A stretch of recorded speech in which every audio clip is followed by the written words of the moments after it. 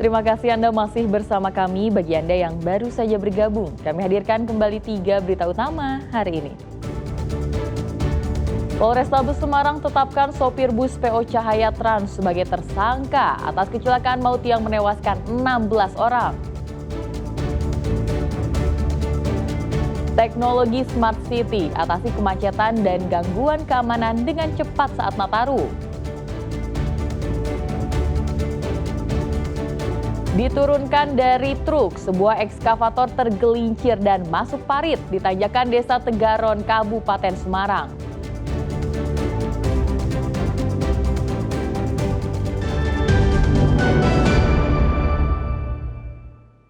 Rest area alias tempat istirahat di jalan tol menjadi salah satu kunci penting kenyamanan para pelancong yang akan menghabiskan libur akhir tahun.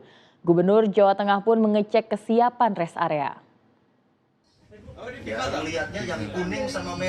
Gubernur Jawa Tengah Ahmad Lutfi melihat kesiapan personel pos pengamanan dan pos pelayanan di rest area kilometer 429A ruas tol Semarang-Solo di Ungaran, Kabupaten Semarang. Apalagi Jawa Tengah dinilai menjadi titik lelah bagi para pelancong dari wilayah barat menuju timur atau sebaliknya. Rest area masih dimanfaatkan sebagai tempat istirahat para pengemudi dan keluarga. Tak hanya untuk sekedar istirahat, namun juga untuk beribadah dan makan.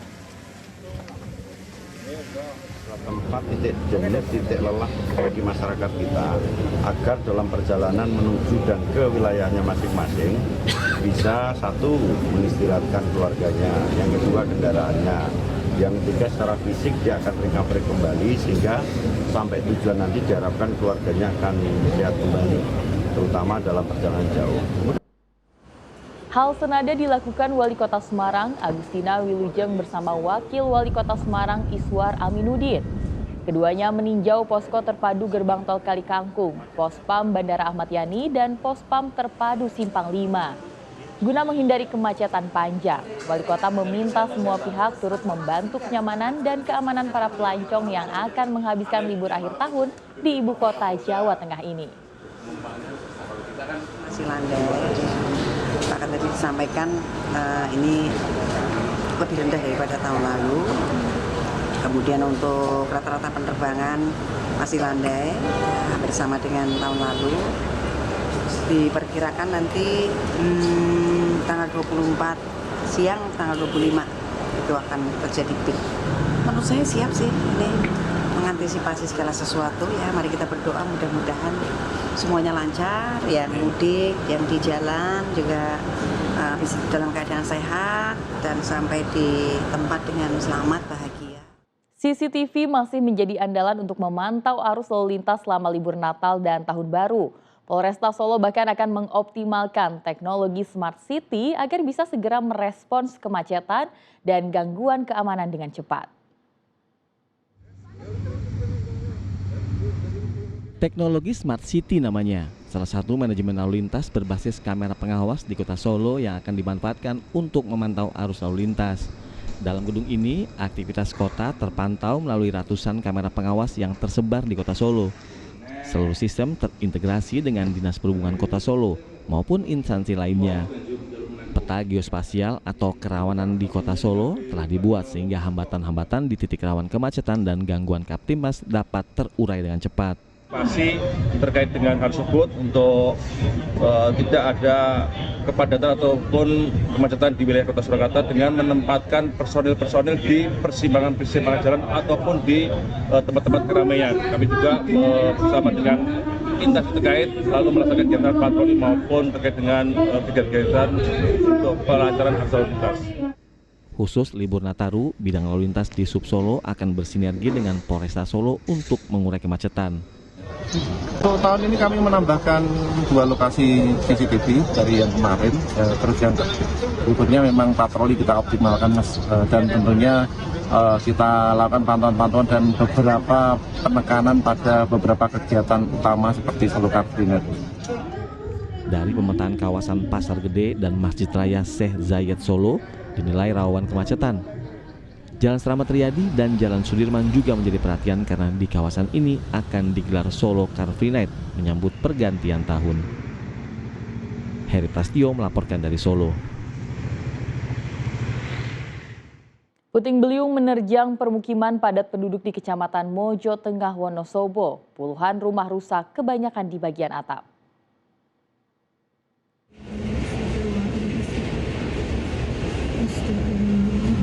Selasa petang jadi hari yang mengerikan di Dusun Jambon, Mojo Tengah, Wonosobo. Secara tiba-tiba angin kencang memorak-porandakan permukiman warga. Atap rumah warga terhempas. Beberapa rumah di antaranya bahkan rusak parah. Sebelum angin kencang tiba, awan gelap sempat menyelimuti wilayah ini. Setelah mereda, petugas gabungan mendatangi lokasi kejadian. Mereka gotong royong membersihkan sisa material bangunan yang rusak. Menurut data sementara, setidaknya 36 rumah rusak, 5 diantaranya rusak berat, sedangkan sisanya rusak ringan. Akibat cuaca hujan deras, kemudian mengakibatkan angin yang puting beliung, kemudian yang terdampak akibat kejadian tersebut adalah 36 rumah terdampak, kemudian 5 rumah yang mengalami kerusakan di bagian atap cukup parah. Tidak ada korban jiwa dalam peristiwa ini, tetapi warga yang rumahnya rusak berat untuk sementara mengungsi ke tempat yang lebih aman. Wahyu Diono melaporkan dari Wonosobo.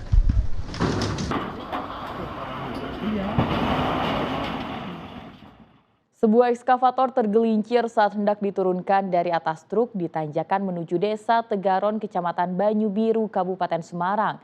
Akibatnya alat berat tersebut terbalik dan masuk ke dalam parit.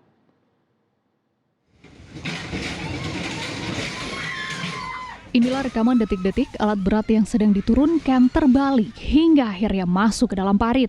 Peristiwa ini terjadi di Jalan Desa Tegaro, Kecamatan Banyu Biru, Kabupaten Semarang. Saat ini truk pengangkut tak kuat menanjak sehingga harus menurunkan ekskavator yang jadi muatannya.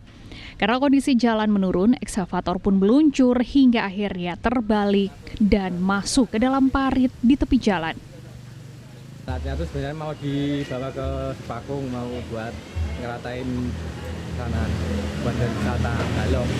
Oh, jadi nggak kuat, mau diturunkan, kan langsung kan bersih sama bersih kan, licin dah.